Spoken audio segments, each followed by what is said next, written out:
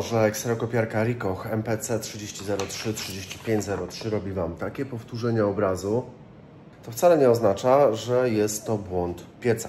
Pewnie zrobiliście sobie regenerację albo kupiliście kompatybilny, alternatywny piec, który powtarza teraz obraz. Ale nie jest to błąd taki, żeby reklamować piec. Pokażę Wam to na przykładzie MPC 3003. Procedura jest prosta, wystarczy podwyższyć temperaturę. Takie rzeczy natychmiast znikają.